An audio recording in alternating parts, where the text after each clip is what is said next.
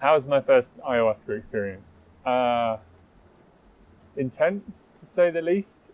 I would say the first few hours, I felt myself resisting quite a lot. And then something was telling me to continue doing shots. So I ended up doing 4. And after that, about half an hour, 45 minutes later, the purge came and I had to go outside and it all came out. And after that, that's when it really kind of kicked in. I felt, or should I say, I laid down and I felt unbelievable calm, comfort, gratitude and love. I almost felt like I became pure energy, like I was vibrating through warmth and just, immense love.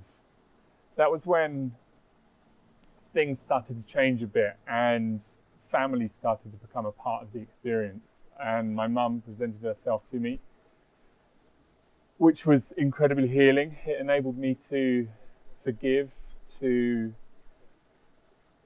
accept her faults and just give her love, I suppose.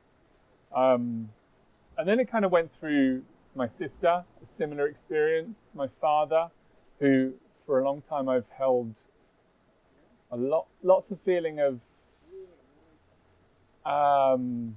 anger, I suppose, towards him for not being the father that I needed him to be.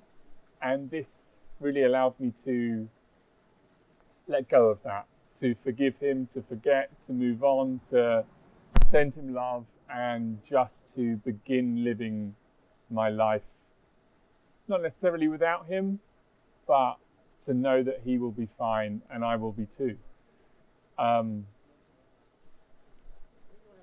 After that, I just felt intense love in the room. It was as though I was connected to all of the other guys in there in a really deep way. And I felt compelled to pray for each of them, to give them the strength to get what they needed from the ayahuasca ceremony, and the courage to push through to the end. A few strange things happened. At one point, I was looking up into the sky and saw a star, and before I knew it, I was around that star with strange planets and all sorts of other stuff.